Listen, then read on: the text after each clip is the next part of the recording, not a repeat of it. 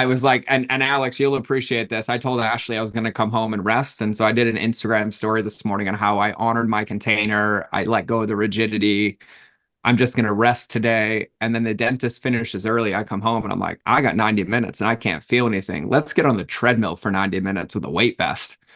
And then I did my Men of Faith call and ran like, was on a call of Men in Faith and then did that and then jumped on here. And I was like, God, I'm really hungry. So I tried to shove some Cocoa Pebbles in my mouth and I bit my lip and tongue and cheek like 12 times. And so I have to wait to eat.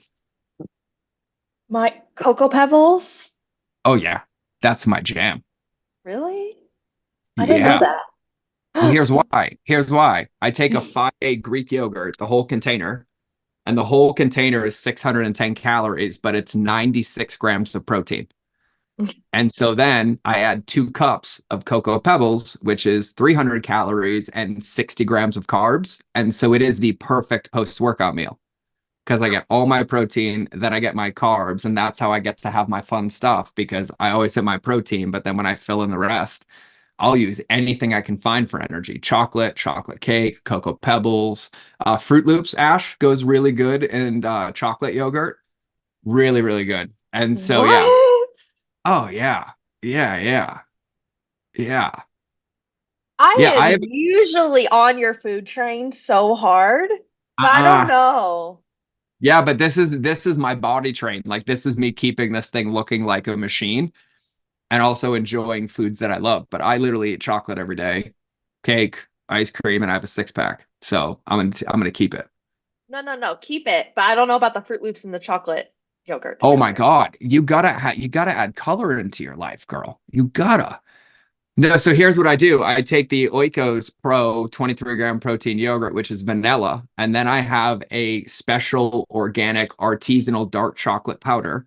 Hmm. And then I mix that in, and then I change the flavors for texture that I add in. But you guys all judge it until everybody tries it at my house, and then they're like, "What the?" And I was like, "Yeah, it's amazing, isn't it?" And they're like, "Yeah, it's pretty good." And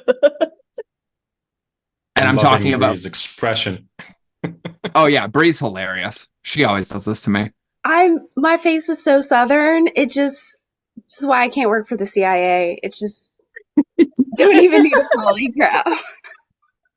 Oh, this is gonna be such a fun show. Ash, how's my audio? Is it good? Yeah, we be good.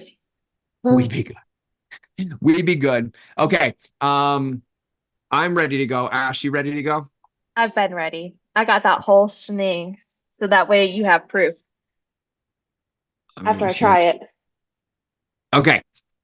You guys ready? Any questions before we begin? Only other thing. After each of your like nuggets is where I'll tell people for the first time where to connect with you. I will say that our audience is very conditioned to go to Instagram. Very, very conditioned. It is the easiest place. And so I will tell you that that is the fastest place. And I'll figure out a bridge as to why they should. Um, but yeah, so I would say just use Instagrams for sure, but I'm going to have you guys spell them out so I can reduce the amount of that spits on the screen and we'll go from there. Yes, Ash. No, I was giving you the okay signal. Oh, all right, Are you? Ash, you ready? Yes, I am so ready for this. All right, hit record, girl. I already did. Oh, okay. We'll chop out the first however minutes. Okay. All right. Everybody quiet. 5, 4, 3. All right, everybody. Welcome back to a special episode of George's Face is Numb, Mind of George show, where I will be drooling, excessively hungry, and probably talking about food. But I am excited to be here because we are going to sprinkle in some magic dust today. And I'm just going to lead the horse a little bit. You ever listen to music and realize you never feel it and you disrespect every ounce of its magic and what it does to your body, or ever get trapped in your head, overthinking, wondering what to do, understanding how to collapse it all down, or realizing that you can't really win in the world if all you do is check boxes and live in your wounds and run and ruminate and not feel? Yeah, we've all figured it out. And here's what I've learned. It's really the secret to success. And we have some of the most magical guests today. These incredible people I love dearly. They're in my world for years. They're in our alliance. They're in other communities that I'm a part of, and they all have magic, magic, magic to share with us. And so Ash and I are really, really excited. Ash might be talking more than me today. But just so everybody knows, if you didn't see it on my Instagram, we started the process of fixing my mouth. And fixing my mouth means healing 20 years of combat trauma and broken teeth. And so this morning I had some oral surgery and I'm still numb 4.5 hours later. But you don't win in this world when you don't plant seeds in your garden. And so these are on my calendar and they're not interruptions, they're invitations. And so I'm like, we're doing it anyways. And so if you're watching this on video, if you have any challenges with mouth noises, or you're wondering why my face is making weird shapes, that's why. But that's enough about my mouth, my brain. Ash, welcome back. I love that we're here again. This is turning into a fun thing. Yes, I absolutely am so excited for this roundtable today and the questions and the drops of nuggets. Like I'm here for all of it, and I'm so excited. I'm going to put you on the spot for a minute, just Okay. for fun. You drive this company, and I just want to know what's your like nugget of wisdom today to kick everybody off before we bring the incredible Brie on. So I had a conversation with somebody earlier about choices versus repellents. If that's Mm, repellents, I don't know if that's actually a word, but we'll just we'll we'll just take go with it. it for a second. And I would share that when you go through the process of realizing that some people aren't meant to be part of your life and they truly are here for a reason, season, or a lifetime, and being unattached to it, it allows for you to be able to realize that it wasn't necessarily a choice that you were actually meant to take. Mm, It's very much so it was going to happen anyways. It just so happened to be that you were part of the middle portion of it. mm. Just releasing it That and letting it tickles, go. girl. That tickles. Yeah. It's really Yeah. true, and I can't take credit for it. It was said to me by a God-fearing shaman who said relationships happen for a reason, a season, or lifetime, and the only thing I added is the choice isn't up to us. Yep. I love that, and way to honor all of that and hit that distinction. I love that. And so, without further ado, though, I'm pretty excited for this first one. So, Bree, you might as well just unmute yourself right now. And I'm not going to do an intro to Bree. I'm going to let Bree share her magic and I'll tell you how special she is after. But I asked her right before this podcast because I know her modalities and I know how she helps people in the world. And I was like, what do you think is going on? And she said something that tickled me. And I was like, you need to teach me that because that's something that I definitely struggle with and makes a huge difference. And so, Bree, welcome to the show. Thank you. And thank you for having me on your show, Tea Time with You, which we'll talk about later. I would love to hear because you are the queen of sound, for lack of better terms, in my opinion, and using sound to help people unlock the greatest gifts inside of themselves and feel things. And you said something to me earlier, and I would really love you to share it with everybody. What is the biggest challenge that people have with sound? Ooh, it's that sound. Most people have this idea that sound is just the things that we hear. Mm, And for me, sound is meant to be felt and not just heard. mm, So when I'm in conversations with people about sound and what is sound baths or what is sound meditation, they're like, "Oh, that sounds so pretty." And I'm like, "Great. But your body is a superconductor. Like it has water, it has memory, it has the ability to change. And when we put these vibrations in, then it should, oh, not should, but it has the ability to tickle. Like it has the ability to vibrate. You can feel sound not just through your ears with the eardrums and that information receiving to your brain, but also your body can feel sensation, just like you can feel cold, just like you can feel heat, just like you can feel pangs of gas as they go through your colon, like all of these things. And so knowing that we are superconductors, knowing that we have this beautiful ability to be all of nature at the same time. We can be water, we can be earth, and we can resonate. And it's not just resonating, or resonating can be used a million different ways. You can talk about resonating with your voice, Like if you listen to the sound of your voice, I can feel it right now in my collarbone.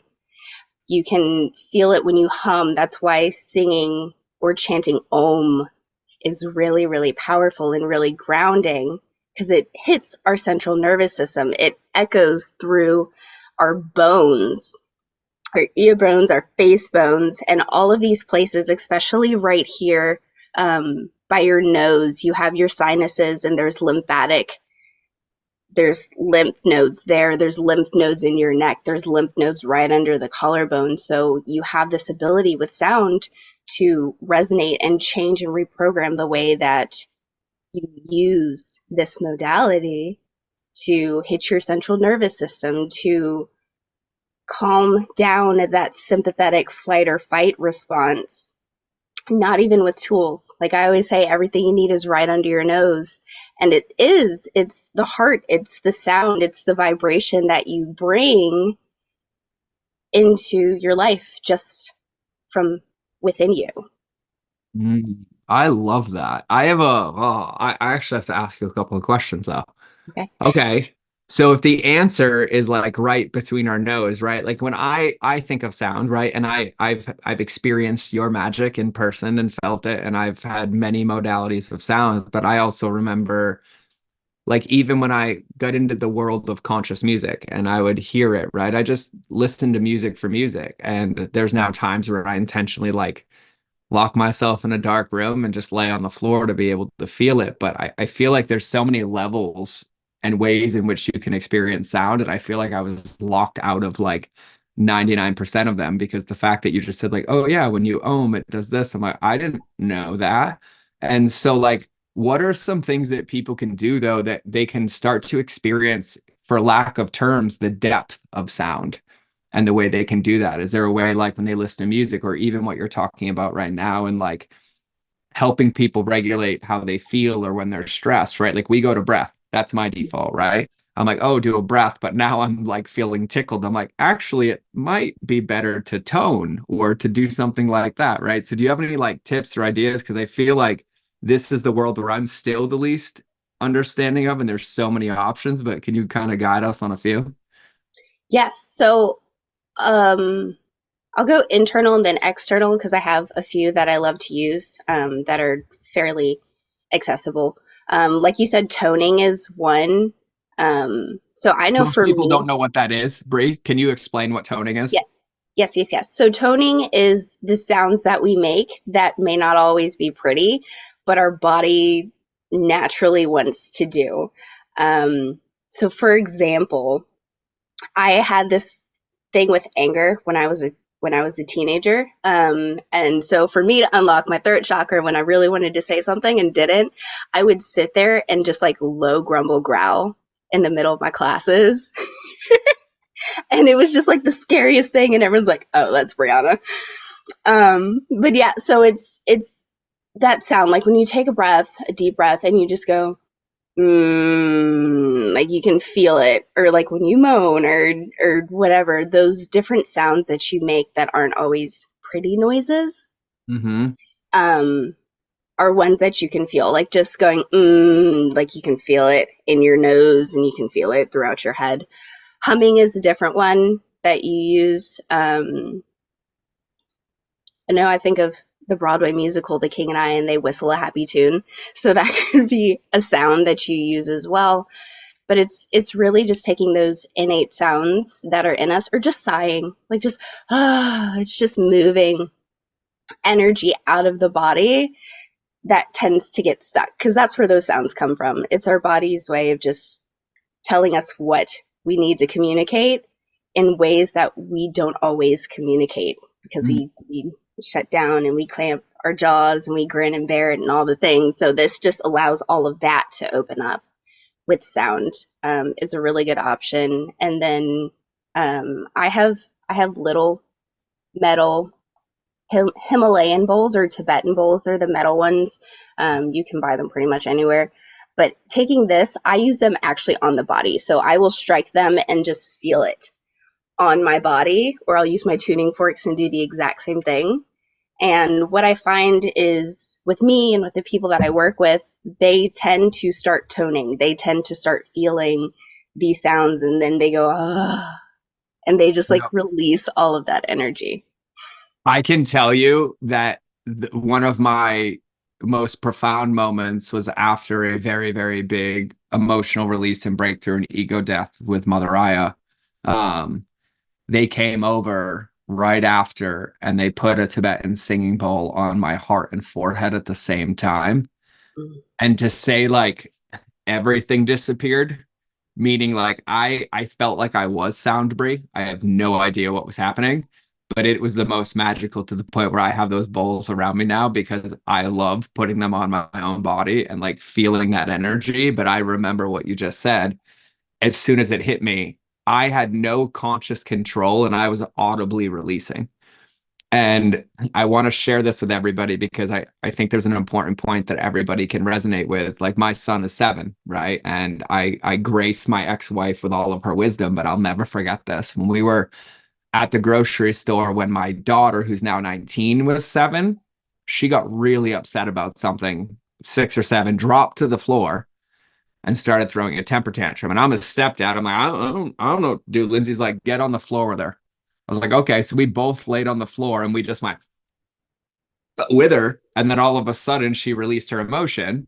And then we stood up and we were completely fine. And now my son is in a special school, but I've learned now through becoming a breathwork facilitator and childhood is like kids do this naturally. That's why they tone, they release their emotions and like they'll throw like a tantrum, but they're making that sound that you're talking about to regulate their nervous system to be able to release it out to then come back to the present. And it's been huge because I feel like if I wasn't taught that, my son would have all of his emotion stuff down. But like last night at the dinner table, we were just having a regular conversation that all of a sudden he started to well up. And I was like, how are you feeling? It's like angry. And I was like, okay. And I was like, do you want to like talk about it? He's like, I just want to like, I was like, do you want to yell? And he's like, yeah.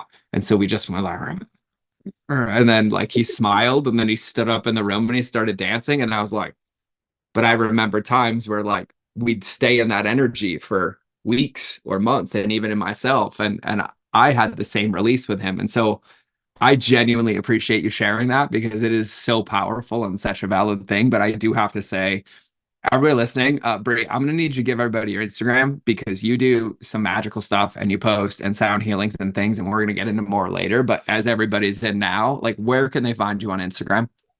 Yeah, so I am on Instagram. It's Hey There, Huythere, Brianna Sexton. So Brianna, Sexton, Sexton, and I will take all the jokes that come with sex.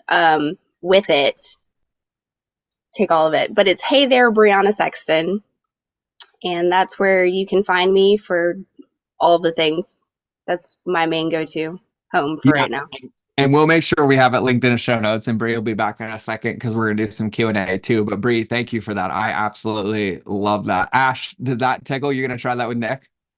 Oh, yes. Yeah, we've been working through that. And what's really interesting is that I have started to notice things that I do, like when I get really happy, like when food is presented to me and I like have a little shimmy.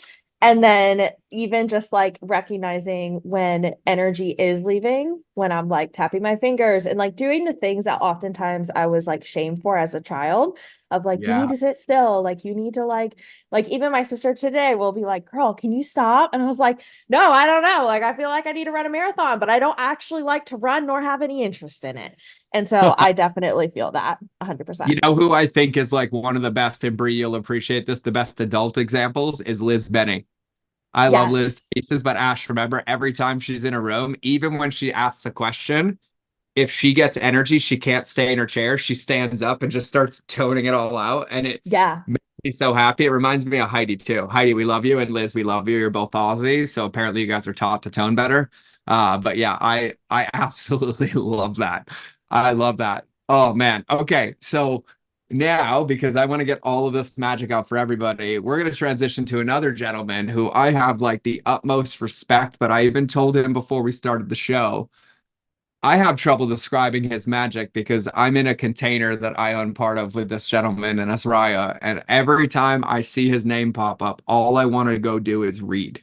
I'm like, what did he post? Why did he post it? What is he thinking about? Because there's so much depth but also simplicity and clarity in what he shares, to the point where it's like, I don't even know what your magic is. And so, Aleksander, I am like just honored, excited to have you, especially like post-apocalyptic family sickness, and you welcoming back to recovery. And I'm so glad that you're here. So welcome to the show, my friend. Wow, what an introduction. Thank you, George. It's an absolute pleasure to be here. And Well, brother, yeah. between you and Nikhil, I should never write again, ever. Ever. There's no point for me to ever try to type words out on paper when I see what you two produce. Thank you for that. Thank you for that reflection. But I have to be honest. I do, with the most loving respect, consume your content all of the time. So please do not stop writing and sharing your face and video. I won't, but I will say it. You have a lot of influence on it. So I appreciate this reciprocity that we have going. We'll keep this love triangle going, our circle, as long as we can, brother. It's an honor to have you in so many ways.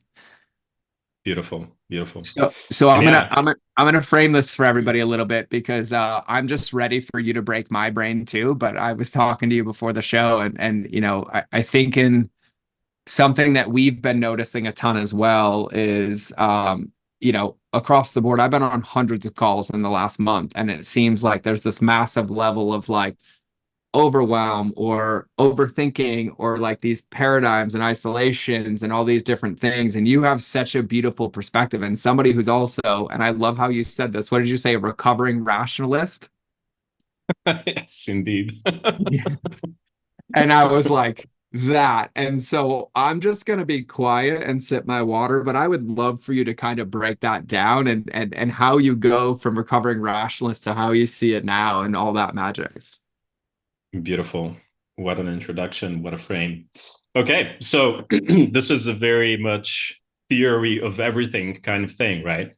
But in a very simple way. I perceive the entire world as always a sort of an offshoot of a meme or a myth. And in order for us to understand where we are collectively as a society, we need to understand our history, where we come from. So the best way to look at those things is to look at, where does our philosophy come from? And this is where the headiness comes from. This is where, you know, my kind of propensity and curiosity, kind of this innate curiosity to continuously explore and build worlds in my mind, and like a sort of a cognitive virtual palace of the mind. I finally found the use for all of this stored knowledge, which is probably another, you know, kind of deep rabbit hole to go into, but not to segue into that, because my mind can really go in so many different directions at the same time, in a very divergent way, that I need to kind of refocus myself all of the time. But yeah, so a recovering rationalist and our society as an offshoot of the Cartesian statement of I think, therefore I am, we kind of potentially don't even realize what that means. But what it means essentially is the unnatural separation of our mental processes, of our thinking, of our cognitive capacity from the rest of the so-called natural world and the natural philosophies, right? And if we assume that that is true, then we automatically disassociate ourselves from our bodies, from the entirety of our being, which is not in our minds. And that is missing out on a whole lot of magic. So yeah, that's really shorthand. Keep going. Yeah. Keep going. Yeah, no, so why I think it's important for us to really transition back into acknowledging that we are a holistic being that operates and exists on many different levels, not only on the non-physical or the mental level, but also on the metaphysical level, as a sort of an esoteric expansion of our being, and also on a bodily, on a physical level, on the emotional level. And whenever you opt in for any stream of media nowadays, you see that every type of content is really heady. It's really meant to stimulate our brains and keep us continuously operating in this mental state of consciousness. But the magic really begins when you're able to literally lose your mind to come back to your senses. God, that is So eloquently put. And I was like, thanks for calling out the last 40 years of my life until recently, where I learned how to feel again. That couldn't be more true. And I'm going to keep this off the podcast, but boy, my buddy Peter King, love him to pieces, has a podcast called Wired for Impact. And he just had a woman on explaining every patent in the world that's used to keep people cerebrally with technology. And so that's not a rabbit hole for this show. That's a rabbit hole for that show. But Aleksander, I can say that I very much vouch for that. But I do have a question too. It's like as you are that rationalist, right? Like this whole like cerebral experience, right? Like and coming into that, what was it like for you? Or like how did you start to go from, because we get asked this question a lot, like overthinking and I'm in my head and I'm boom, like how did you start to transition from being in your head to into those senses or into your body? Yeah, that's a beautiful question. And it's not simple. There are many methods, many tools, many different pathways. And I think everything needs to happen in its own time because we're probably not even ready. If I would imagine myself kind of opening up to this perspective at an earlier stage in my life, I cannot really imagine what would happen, but I for sure would not be in a place of appreciation and the maturity that is required for one to actually cultivate this, well, for a lack of a better expression, reverence for life, essentially. Mm. So my journey kind of took me into deconditioning and deprogramming myself because I was continuously searching for something. I was insatiable. I was continuously trying to learn the big question or the big answer to the universal questions of existence. Why are we here? What is this? What are we doing? And even though that's the mind is such a beautiful, powerful tool, it doesn't really provide the answer. It's a sort of an amazement. It's an amazement because we get lost in the maze of our minds. And the answers are not really there. The answers start pouring out when we allow ourselves to surrender, when we allow ourselves to stop. And this is a quote of one of my favorite philosophers who said, the majority of humanity's issues stem from the inability of a man to stand or sit in a room quietly by himself or herself for an hour. Why do you think I assign everybody a stillness practice? That was the reason. And I don't know, Aleksander, if you ever heard this, but when I struggled years ago, I had a shaman say to me, you've never been quiet enough to hear God's whispers. And then I read the book, The Road Less Stupid by Keith Cunningham, and there was always a question at the top. And then one of my teachers was like, yeah.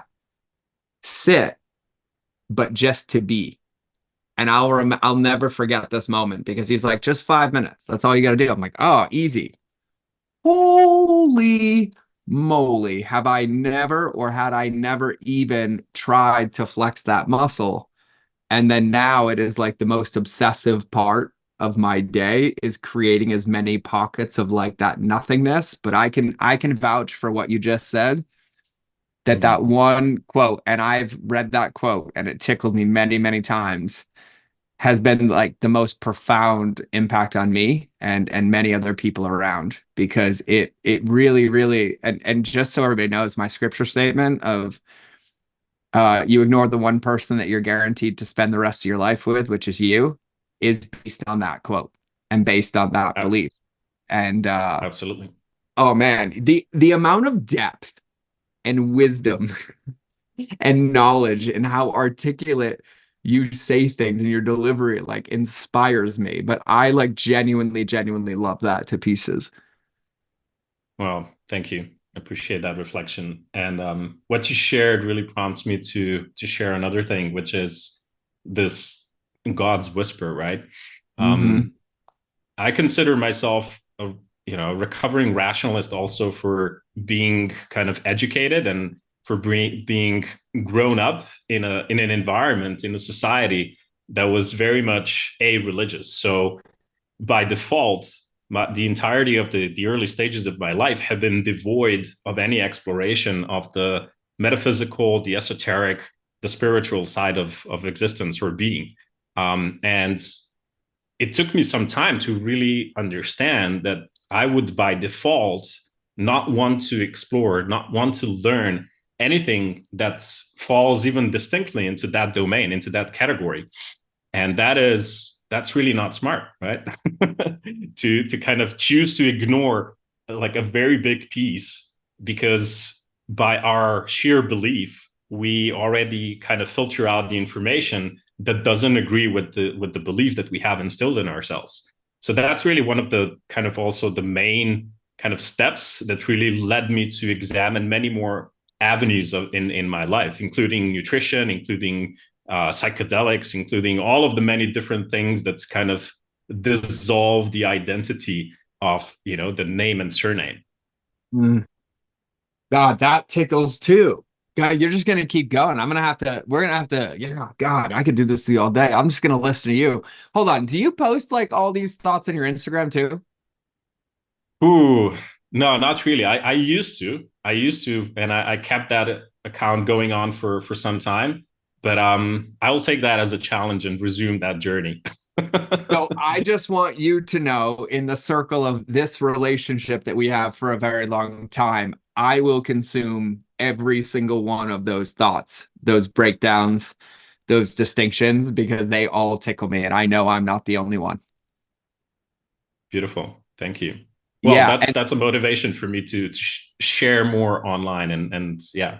Yeah. Well, please, because like I feel like one of the biggest disservices is like I see your breakdowns and your distinction in Israel, and as much as I love all 100 and how many we have in there, I'm like the world, and I'm like I want more of it. Like and I want you speaking it. Like just give it to me on a video. Like just tell me, bro. Like I will go to your church of this wisdom and this philosophy like all day. I will even break my own consumption habits. So with that though, would you mind telling everybody your Instagram now so we can get it and they have it?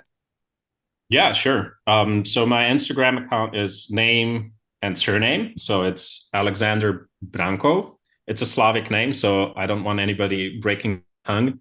So let me just spell it out. So it's Aleksander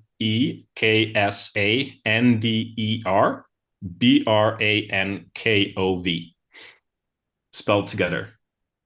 Perfect. And we'll put that in the show notes too, so it's easy because I wouldn't have been able to spell that. And my mouth is still numb, but half of it's coming back. So now my face is tingly now. This is fun. I feel like I'm on like a roller coaster ride. And how perfect, because now we're gonna talk about Miss Aaliyah, who before I even do her intro, I just have to say like congratulations on your birth of your new baby.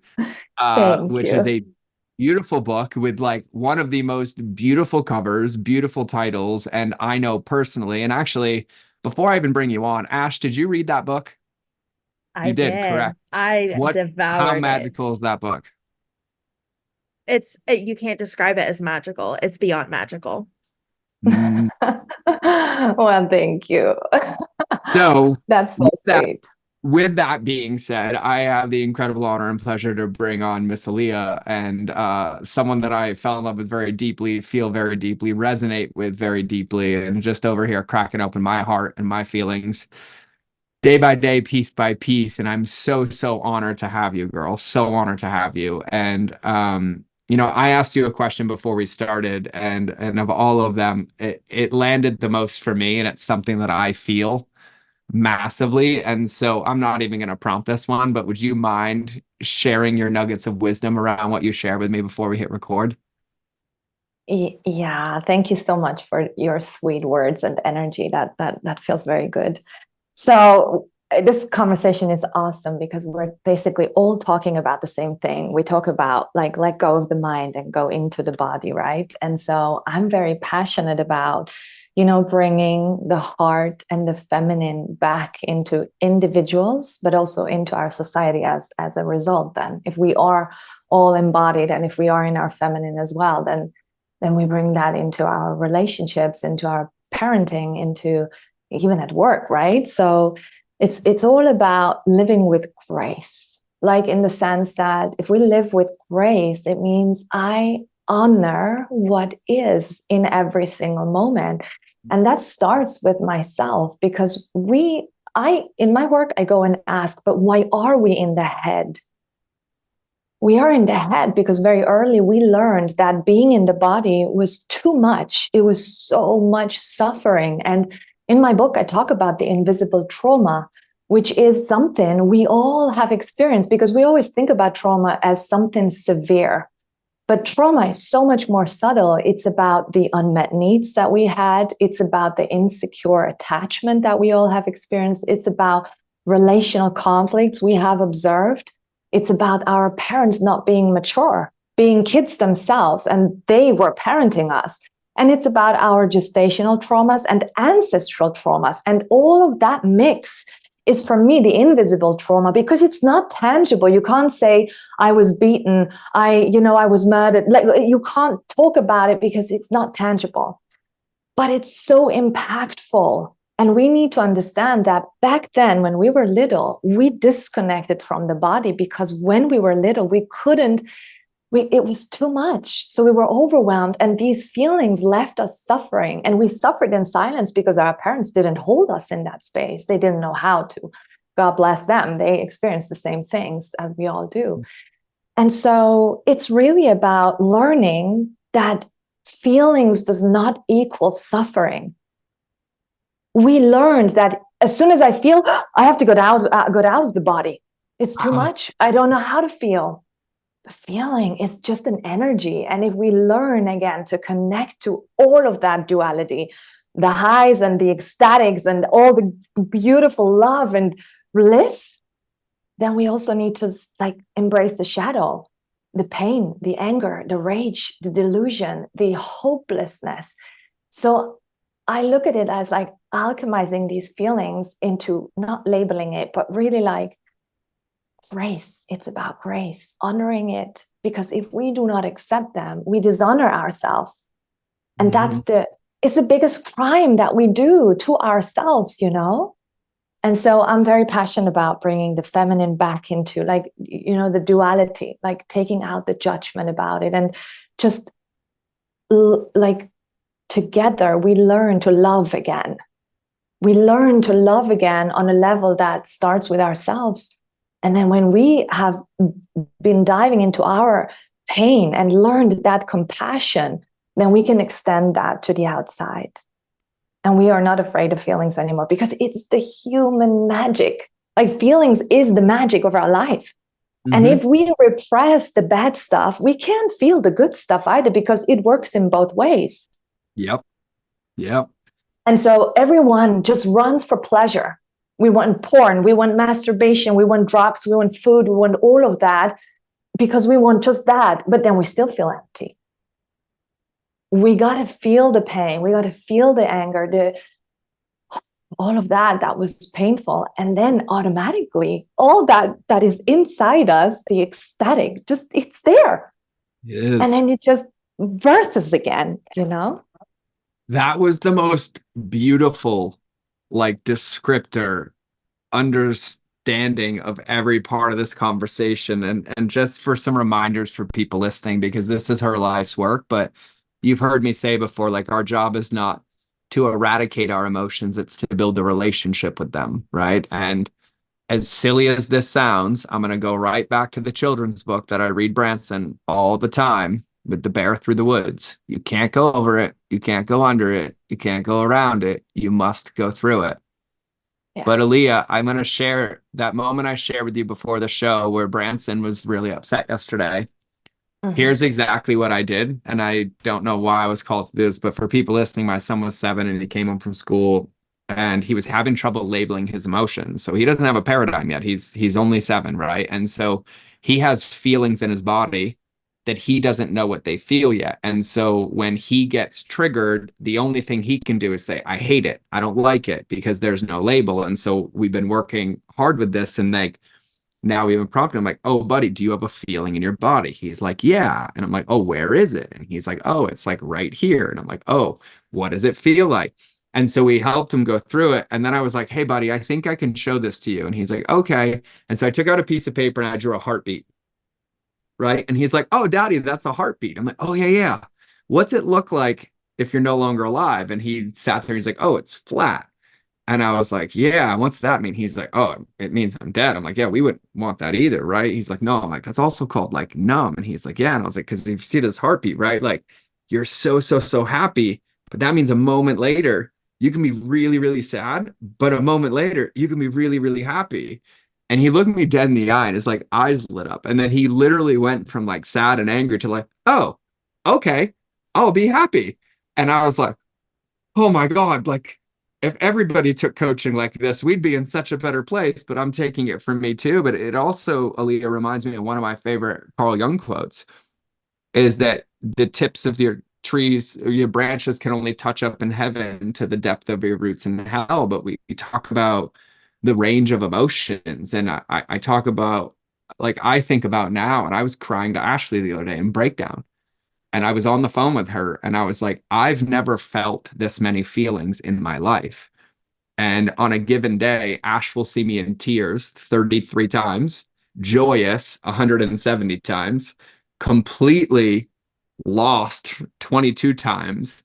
And then at the end of the day, I'm like crying about it. I'm like, but I don't want it to go away because it feels so good to feel.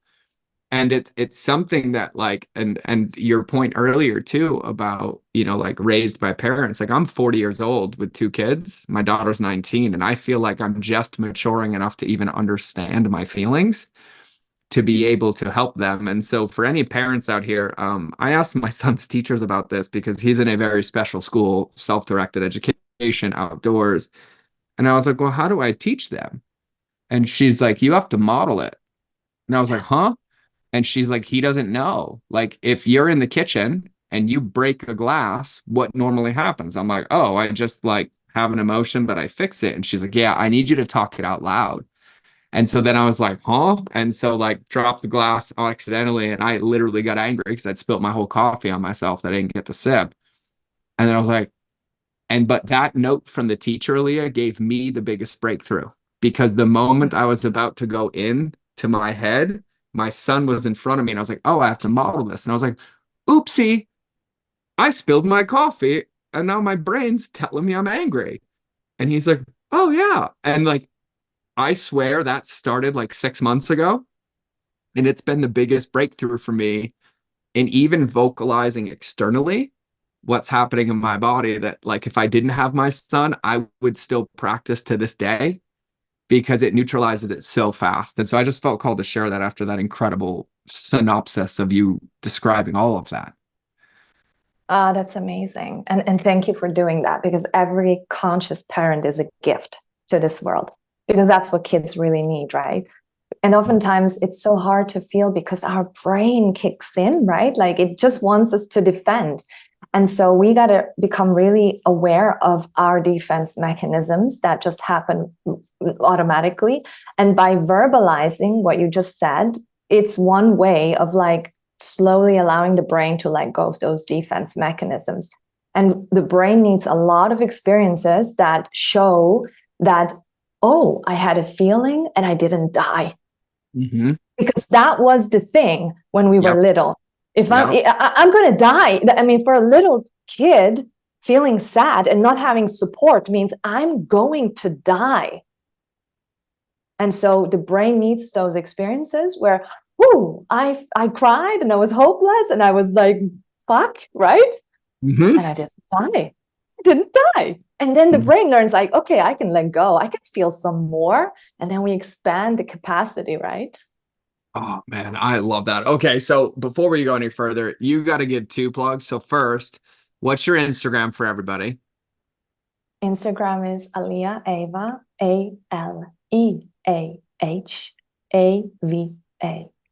Amazing. And what is the incredible title of your book? The book is called How to Find Love That Heals. Yes.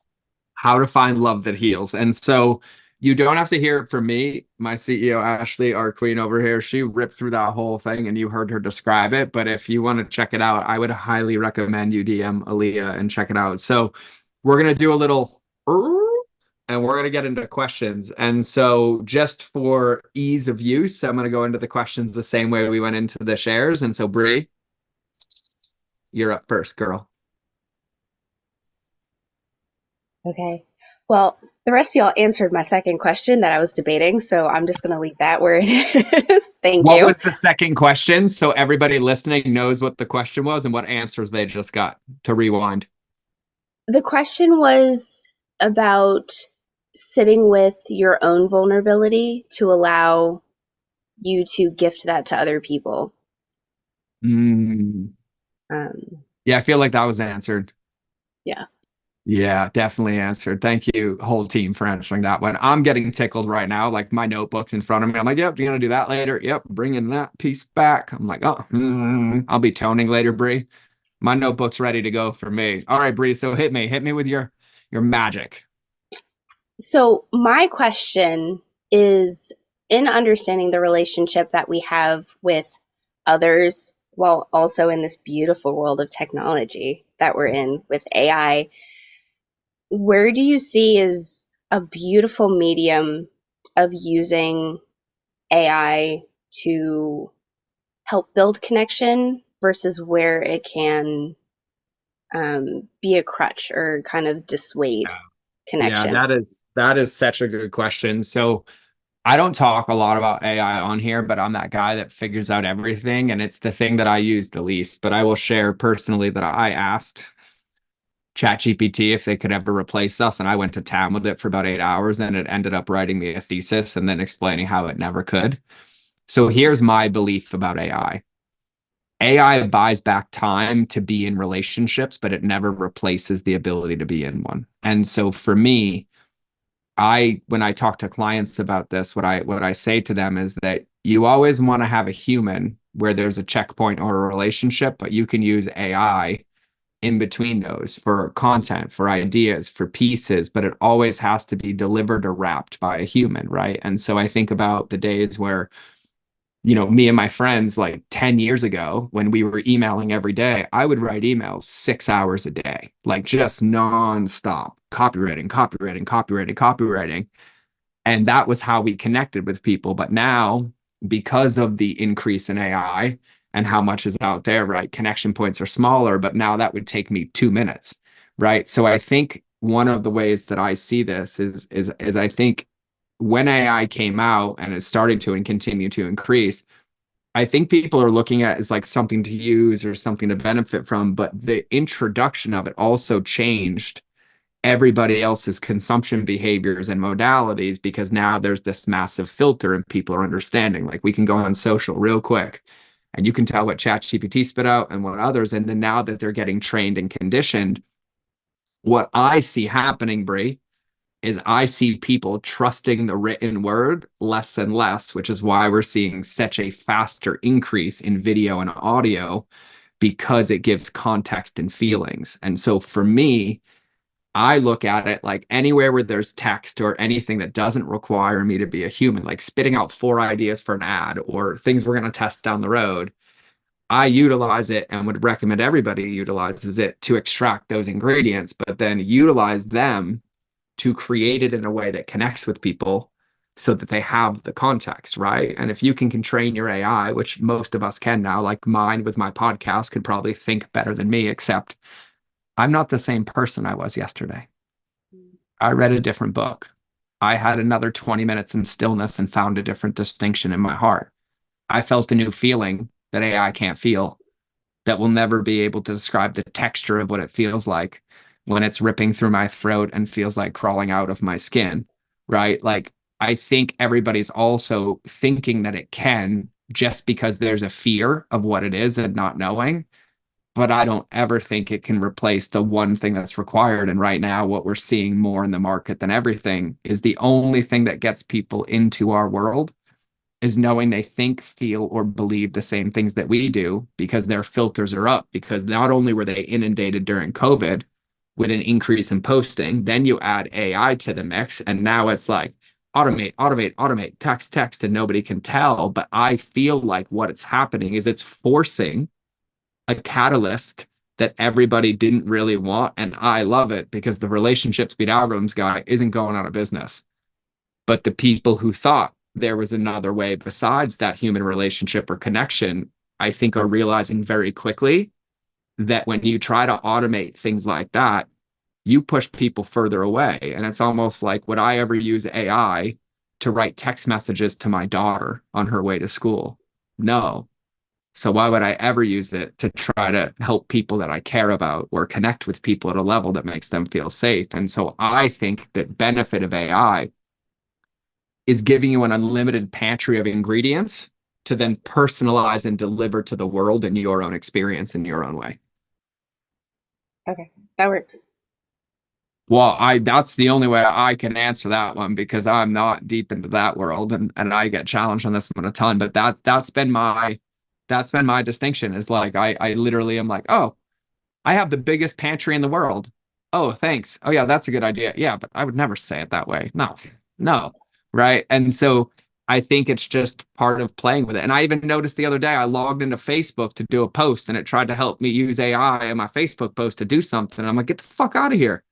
I know what I'm posting. Grammar errors stay in, my drool on my lip stays in. Like, I think, and I also, like, you got to remember the fact that, like, I feel like what also is happening with the increase of AI is it's creating a monotone field, right? Like, everything you see when people are using, like, it's like the same monotone frequency, right? And it's like, oh, it's this copy here and it's the structure and it's boom. But like, the only things that have ever stood out are individual humans and pattern interrupts. And so I actually feel like with the increase of AI, authenticity is getting easier and easier for more people to notice, but you're not having to filter through so much stuff because it stands out like a sore thumb. So you just being authentic and not generating things with a computer is a pattern interrupt, which is mind-blowing to me right now. That makes sense. No, I see it, and that's why I haven't really touched it, is because I didn't understand. I understood the concept. I just didn't understand how I could use it while still being. And to be fair, I'm limiting the use of AI right now to the lens of like creating copy and thinking about ideas, but there are also massive, massive benefits of AI for consumer behavior and personalization and allowing it to actually help people accomplish. Like in some of the big companies that I work with, we're talking about utilizing it in customer journey, but to know when to reach out so we know when to connect when they get stuck, because it can see the patterns. But notice how we use it as a tool to notify us when a relationship is required to come in, right? And then we have our dear friend Alex in the Alliance, who's literally trained it with all of his certifications to spit out coaching and behavioral breakdowns for people that guide them. And I was nothing but thoroughly impressed. But the reason that tool was created is so that people had access to understand distinctions and patterns that wouldn't normally be able to get to him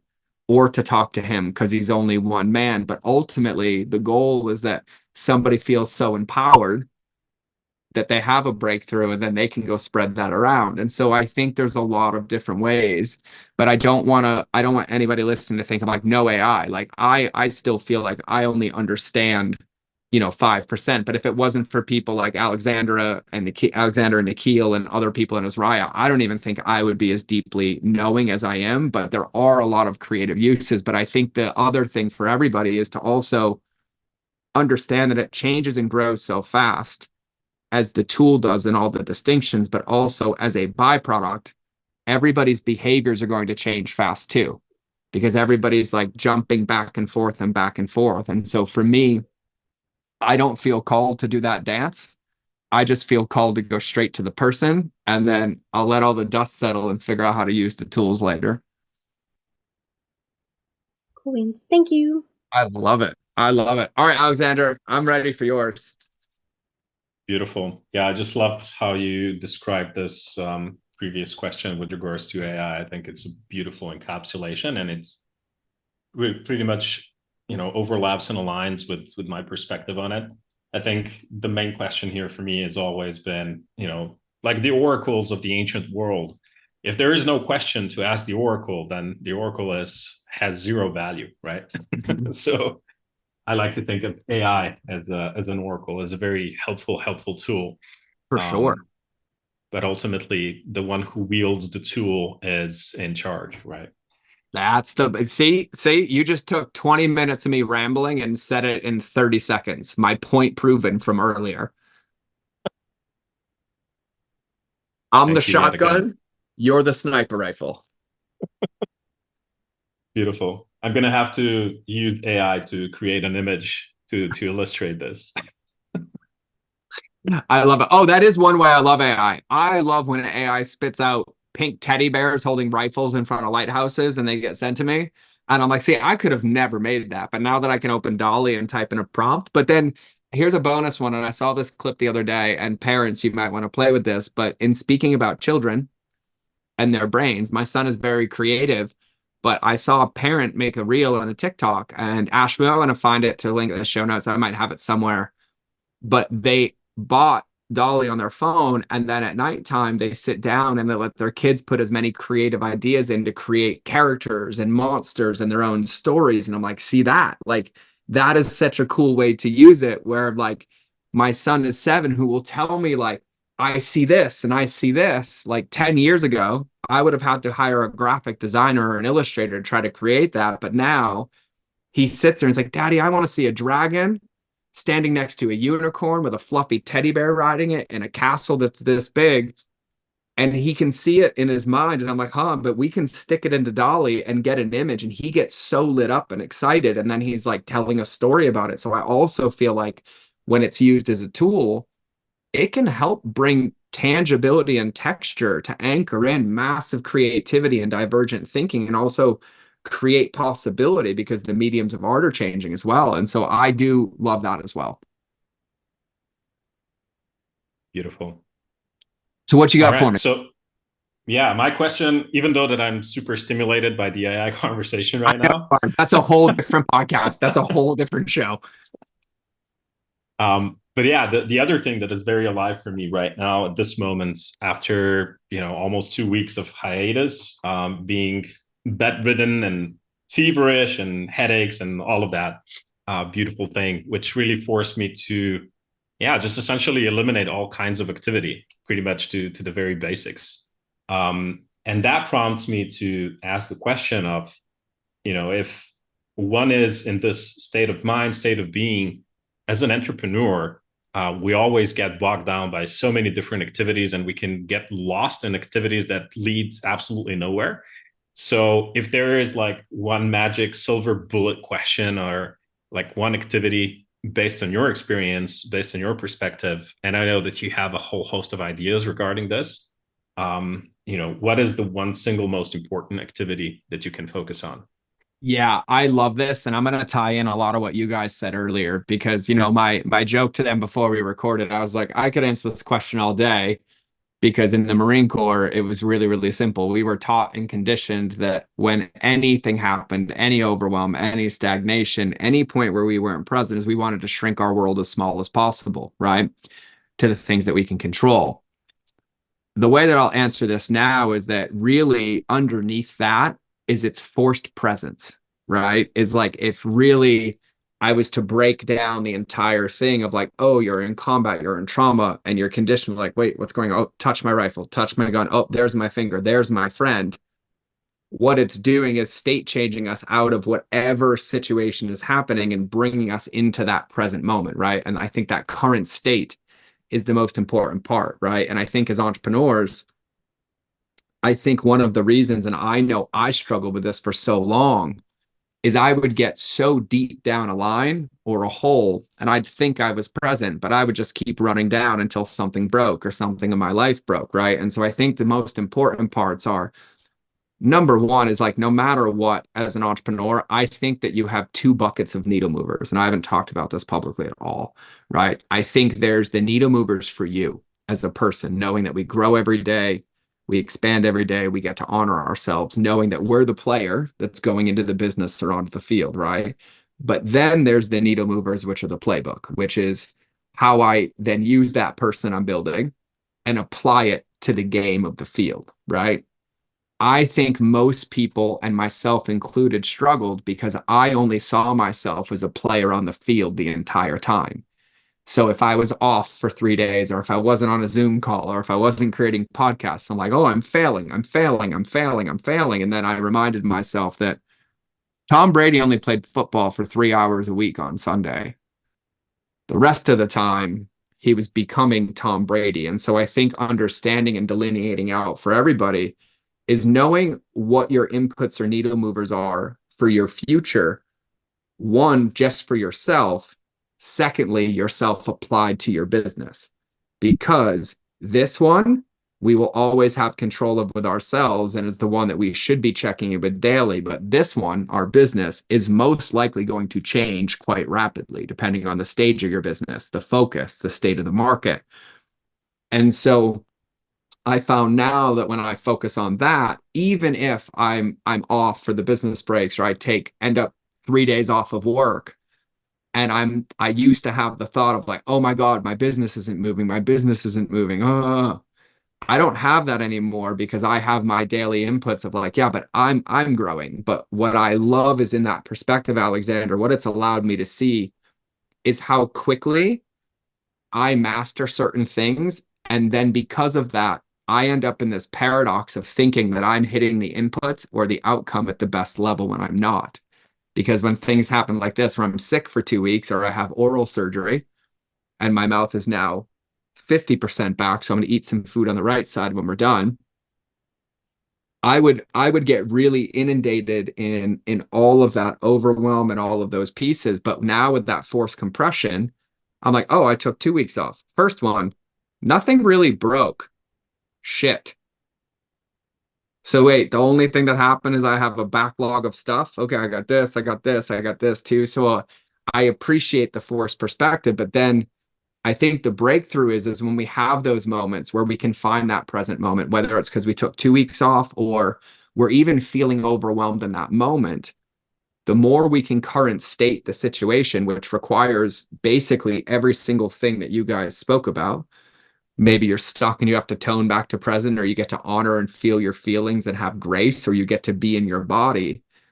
The moment we have that current state, I think the answer to this is, I think the biggest challenge is how quickly people try to go back to old behaviors instead of using that moment to audit what they are and determine if they can change the inputs or change the process to create more of the same result with a different input. And so the only way I've ever been able to now navigate that differently is because I invest so much time in everything that you guys talked about. And in the Alliance, it's the quadrants, right? It's every day hitting my mind, my body, my faith, and my business. And the mind, body, and faith part are the most important parts because those are applied to the business. And so when I'm in that bucket and I end up with a client, or we change the event, or I'm like, oh, I can't work for 5 days. I also, to Aaliyah's point, have so much evidence for my brain that I'm still honoring myself and being present and hitting those buckets.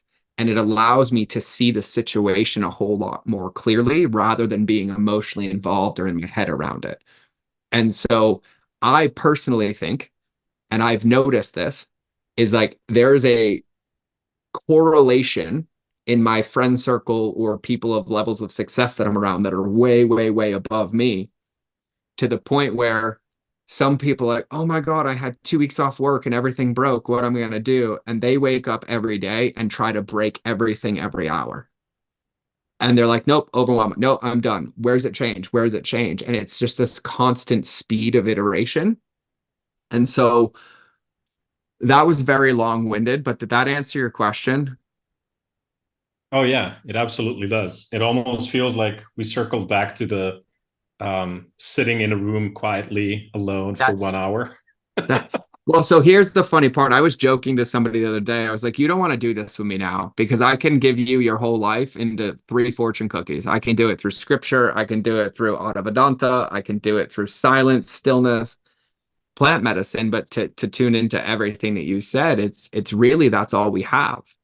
No matter what, that moment is the only moment. And when we are in that moment and we're already like, oh, I'm behind, I'm overwhelmed, we're already separated from our body. We're already out. We're missing all the magic.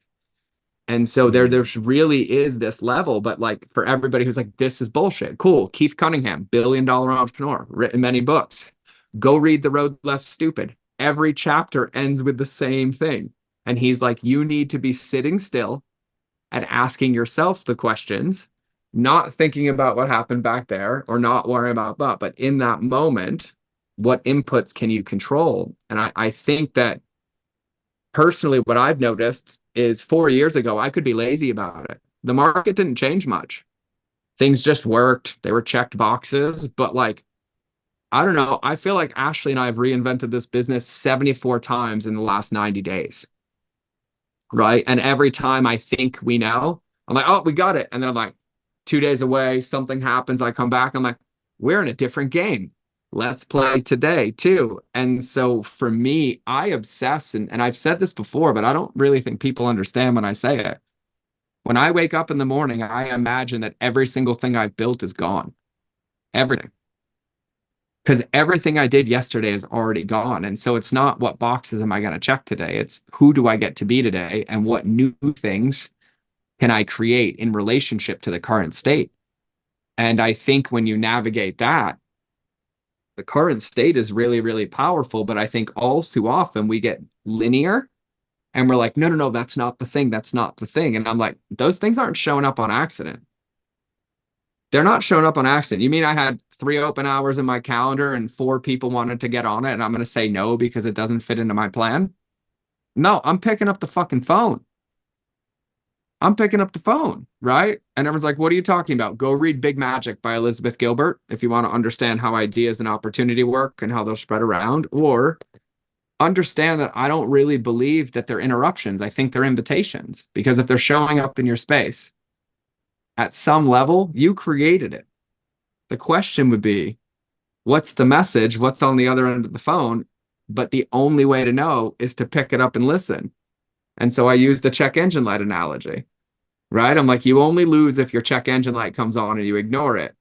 But if you open it and you realize it's just your windshield wiper fluid, you can keep driving. But if it says add engine oil, I'd highly recommend stopping the car before it explodes, right? But if we never look, if we never take those pauses. And so even when I look at breaks in my schedule, when I look at like, boom, this happened, or this changed today, or that whole event that just got canceled, I'm like, oh, what's the opportunity?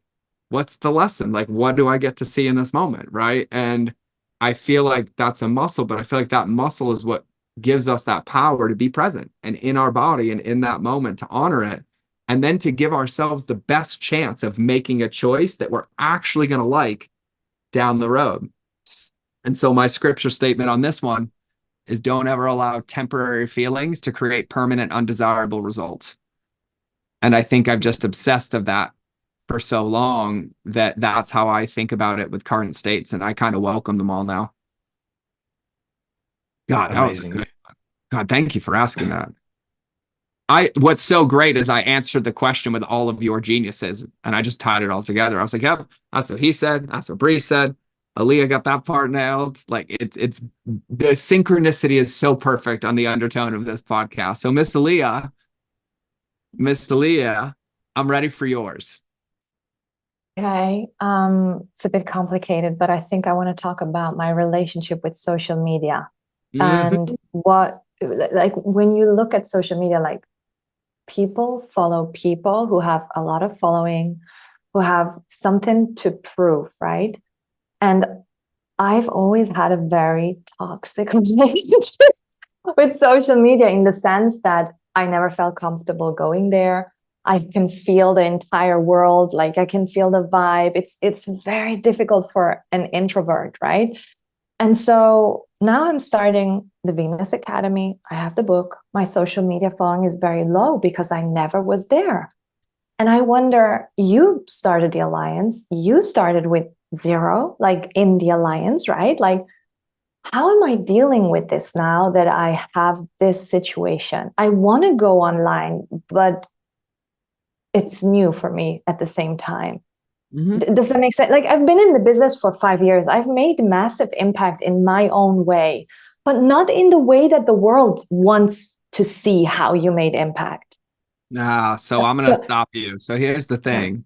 It's got nothing to do with social media. You think you follow me because I'm trying to prove something? No.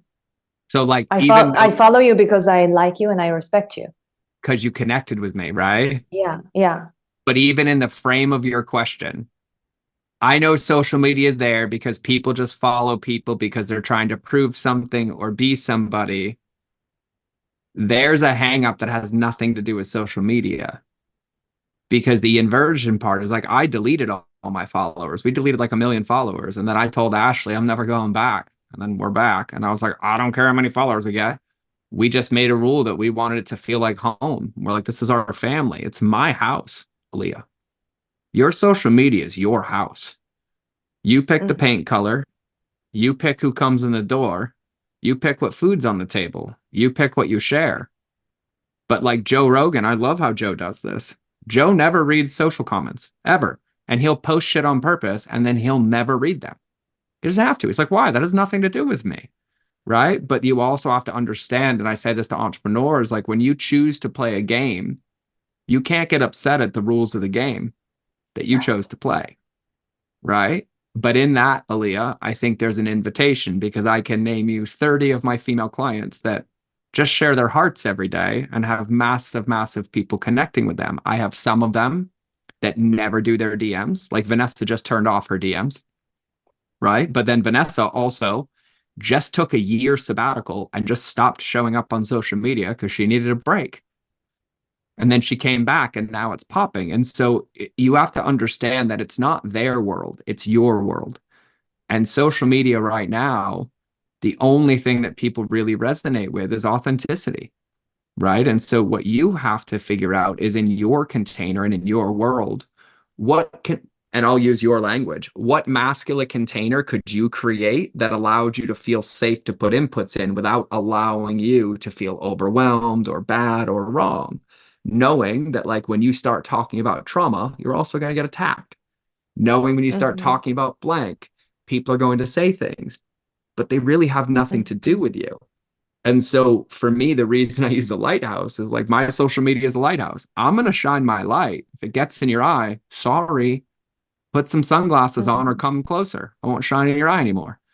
Right? But I don't adjust what's there. Like, I speak from my heart, and you'll notice I'll be gone for 3 days, and then I'll come back and I'll go on a big sprint, and then I'll disappear again. Then I'll pop up for a moment. Then I'll do 6 videos in one day, and then I'm out. Right? Yeah. It's my house. And I'll say this very, very deeply. I've built many businesses, many brands, and many social accounts. It's so funny because this was the one I'm like, no, we're not growing it. No. And now it's growing because I really don't care if it grows. I just want to speak my truth because it makes me feel safe. But I also don't use TikTok. I don't like the platform. I don't like being on it. If my team wants to repost over there, that's great. But I feel comfortable on Instagram, and I feel comfortable on Facebook. And so those are the only 2 places I play, because in the other buckets, Aaliyah, I don't feel good. I don't feel good on all those other platforms and being in them. And so it gets to be made your way. But I will say this to you, your message belongs in the world, but you have to want to share it, and it has to be aligned from your heart, because the only reason you have that belief about how social is because people like you aren't posting. That's the only reason. Yeah, it's like, I feel like I don't fit, but I have to understand that it's okay that I don't fit, and I do what I can do, and that's it, right? Yes. Like, as much as everybody would like me to have like 7 reels a day and carousels and boom, it's Ashley and I.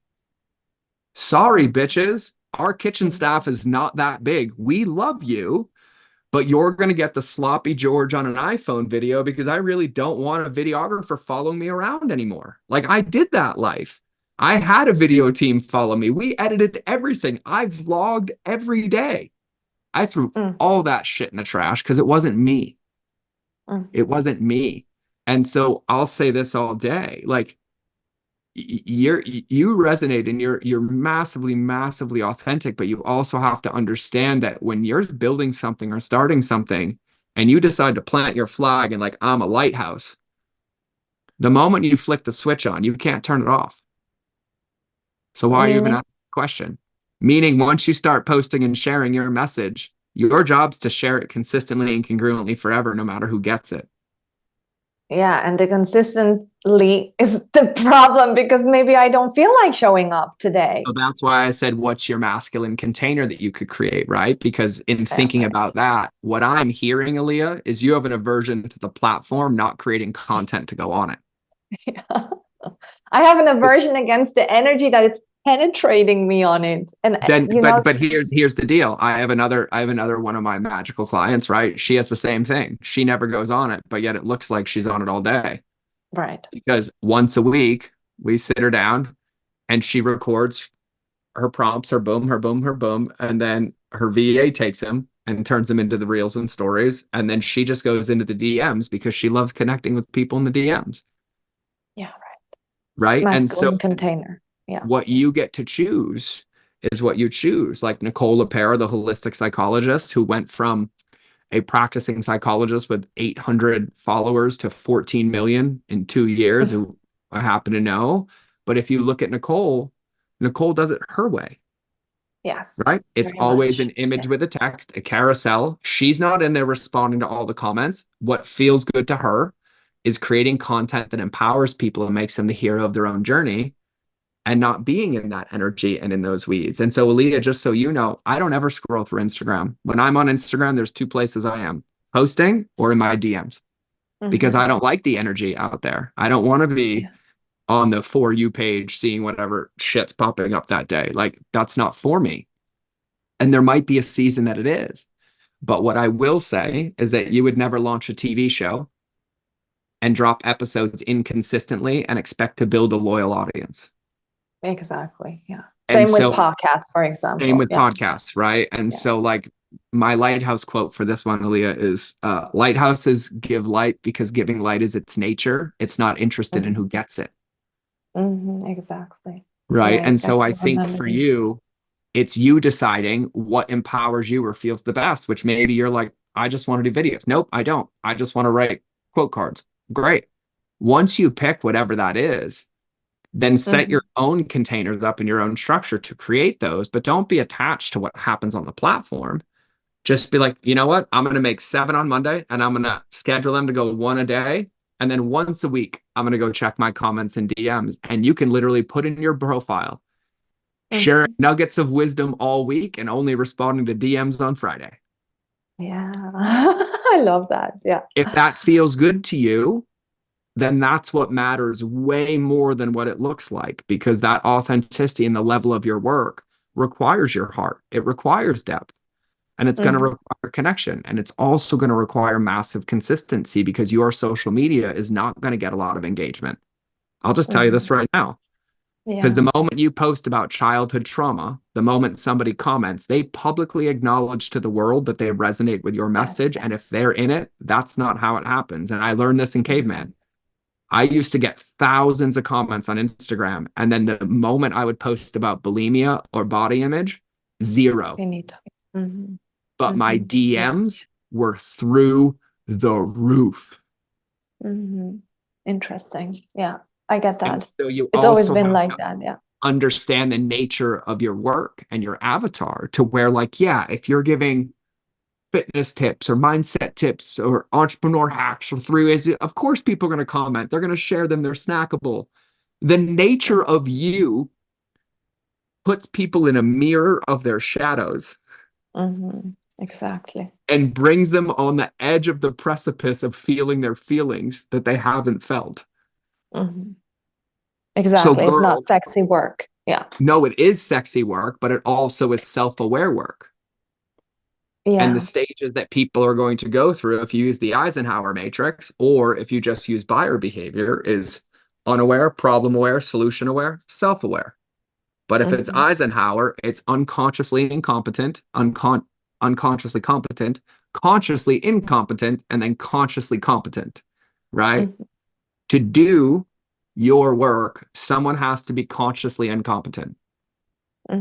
They have to be aware that those things exist, not have a solution, but be open to having it so that they can become competent in that work. And so it's actually, and if you watch Nicole and go back, it took some time, but it was every day, every day. And then eventually it would start to land and it would start to tickle. But like your social is going to be a lot like those narcissist pages and things like that. But those ones, they use inversion theory because they're empowering the woman or the person to have evidence to get out of that relationship or to get out of that situation, right? And so you're going to figure out how you get to communicate with people, but it gets to be yours. Okay, thank you. That's so much good stuff. Yeah. I need I to love that listen question to too. that a few times. That's okay. We're recording it for you and it's on the podcast Great. and it's great. So, God, those were Thank really you. good questions. Ash, you've been, yeah, what do you think, Ash? Oh, you're muted. And I just sounded like Scooby-Doo. I heard it. What do you think, Ash?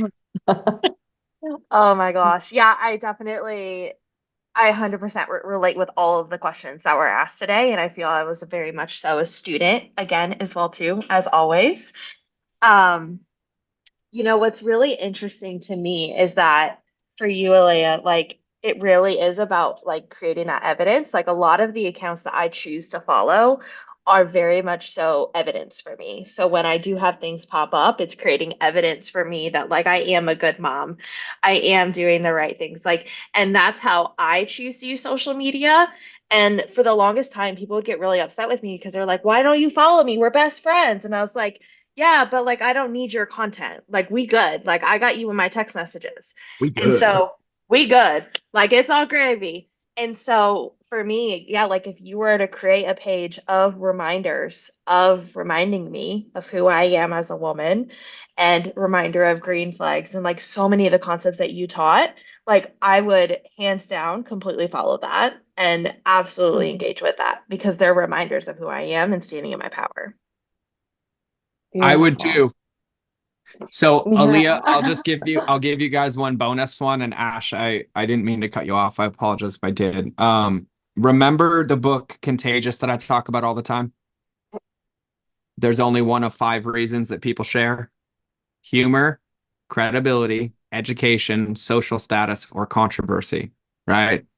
So meaning when you create content like Ashley's talking about, you want it to be savable and shareable, but you want them to be able to identify with it or resonate with it, right? And so you get to choose a medium or content that works the best for you. You could do that same thing of like 7 green flags in a carousel. You could also do 1 per reel or 1 per story. And that's where you get to decide what resonates the most with you. But the goal is to make it savable and shareable. But for me, it's to give somebody a piece of evidence that makes them the hero of their own story.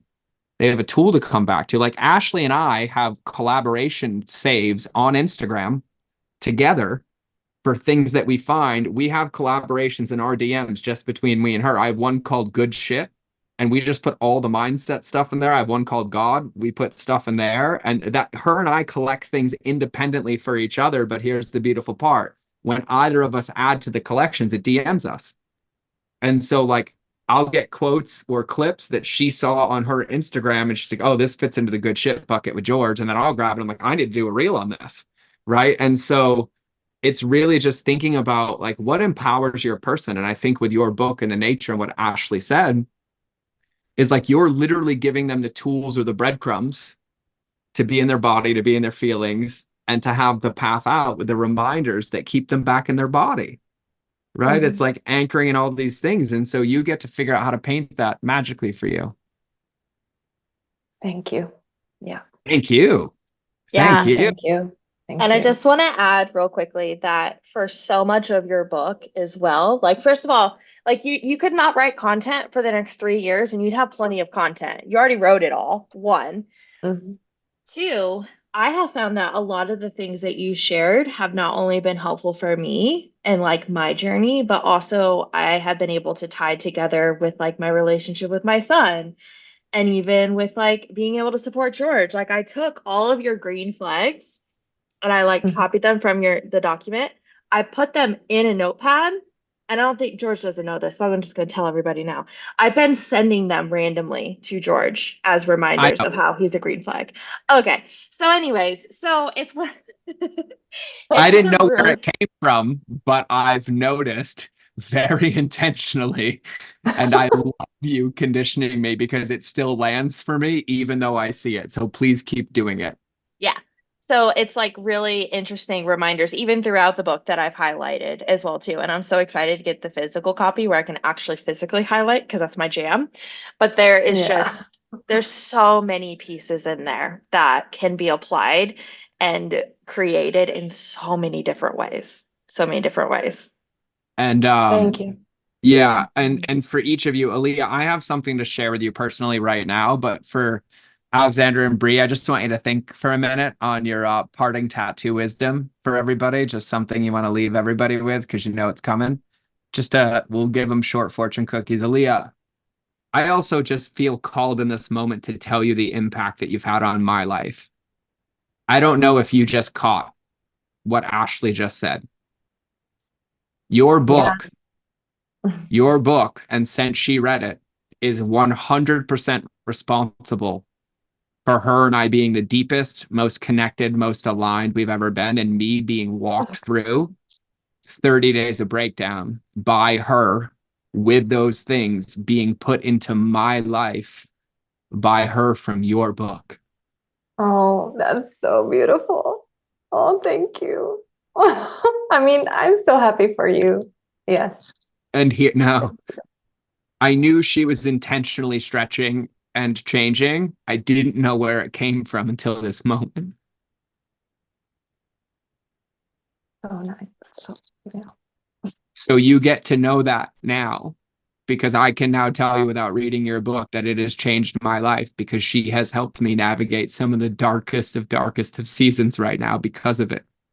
And timely when those reminders come because she knows my calendar and schedule because she makes it, has literally used your book as a prescription slip to help me be a better father, a better man, a better business owner, and not beat myself up and not get upset when I work 18 hours a day or I turn myself in sideways. Like, I didn't know that until this moment. So, in Thank you my for sharing opinion, that. your book is already number one, no matter what the world says.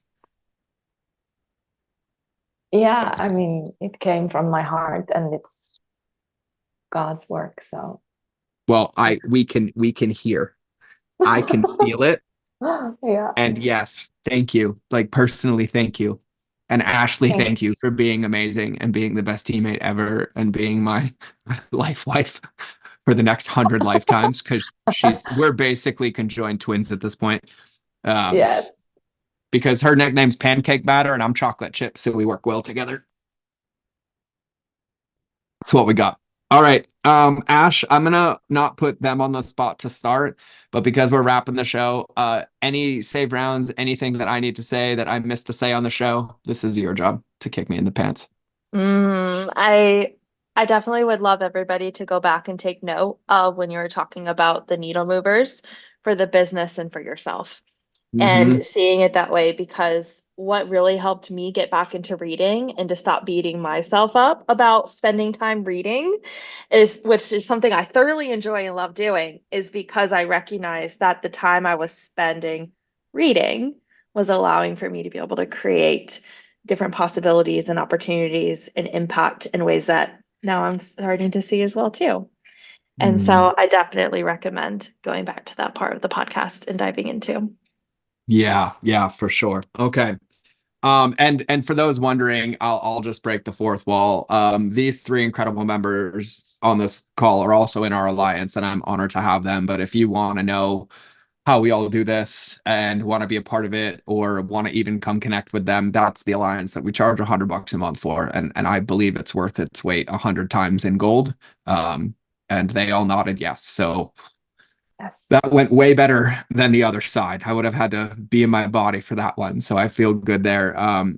But even in that lens of Alexander's question of the player on and off the field, it's the core of the models that I've created because they helped me more than anything. And so if we can help you with any of that stuff, just shoot us a DM that says Alliance and we're going to land the plane real quick. And so I'm going to go reverse this time. So it's going to be Aaliyah, Alexander, and then Bree.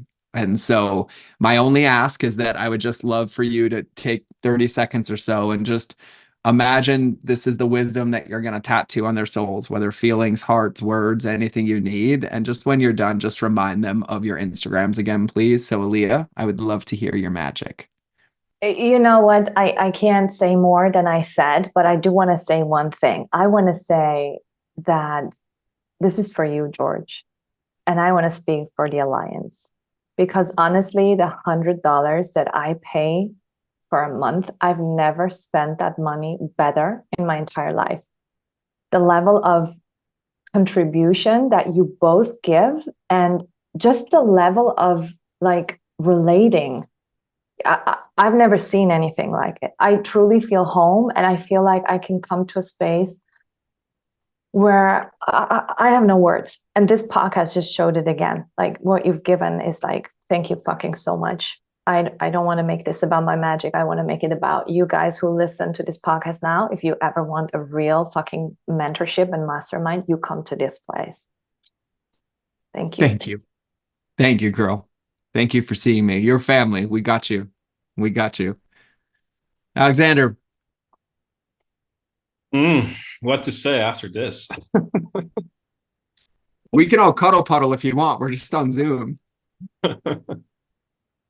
Yeah, I definitely second Aaliyah's notion, 100%.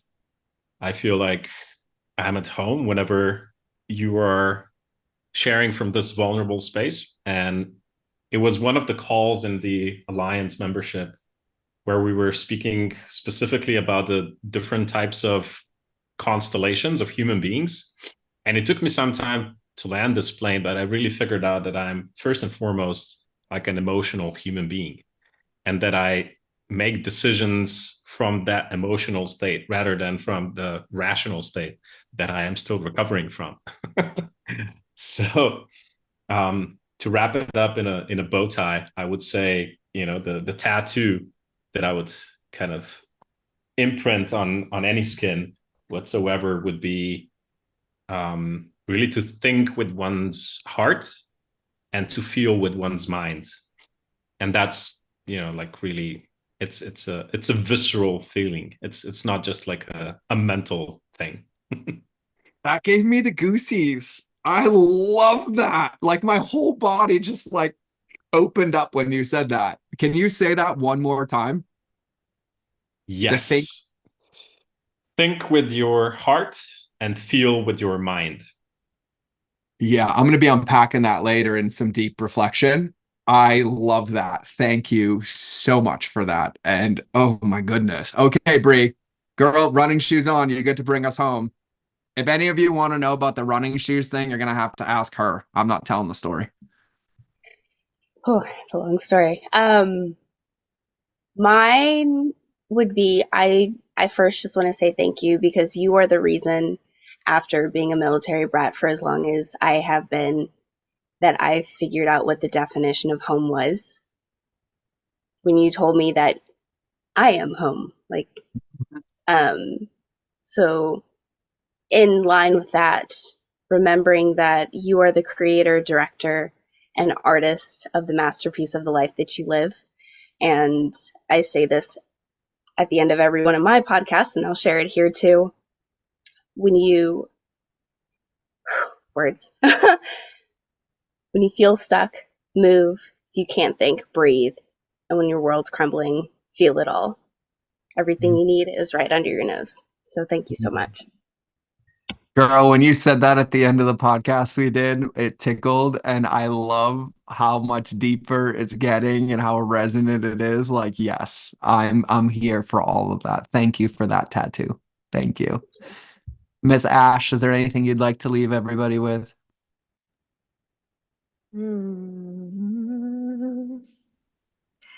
I feel like the biggest thing that I'm called to share is to definitely go get Aaliyah's book for sure. Mm-hmm. I think that is like, if there's only one thing that I could have, I'd be like, go read that, because that'll give you everything else you need. Oh my Thank you. goodness. Oh my goodness. So I'm gonna be the shortest runway here because I've done enough talking, and I'm gonna let my mouth recover. But here's what I'll leave everybody with. I am incredibly humbled by the wisdom and hearts on this call and all of your contributions. And for everybody listening, these are incredible human beings and people that I learn from every day. And I'm humbled that I get to be in their space and learn and experience and witness. No matter what they say about me, I'm the student more than they are. And so for all of you, thank you. But for everybody listening, I highly recommend you tune in, because if you want something different, it starts by choosing something different today. And what's the big deal if you go pick up a book or try to tone or feel sound in your body or think with your heart and feel with your mind or any of those things? But there's a reason you're listening to this. There's a reason it's right now. And there's a reason that the beautiful Nick up there is giving us hearts on Zoom, Miss Ashley's son, as I close the call. And I just want you to understand that no matter what, at the end of the day, you're the most beautiful human being. And the moment you can see that, everything changes, because home is you. And nobody has a marketing problem. Nobody has a business problem. And we don't even think it's a relationship problem. It's just to feel our fucking feelings and get our hearts back in the game and honor them, because they're the greatest part of you. They're the most powerful part of you. And quite frankly, I'm sick of all of you bitching that you want to be numb, because if that was your heartbeat, you'd be 6 feet under. So start taking advantage of it, utilizing every ounce of it, and utilizing those feelings and energies to have the human experience that we were gracefully given 1 out of 300 trillion times. And so that's where I'm going to leave the show. So I love you all to pieces. Remember that relationships will always beat algorithms, and we'll either see in the next episode or you'll hear me in your earballs. But either way, me and my mouth, numb mouth that can't talk, are out. Bye.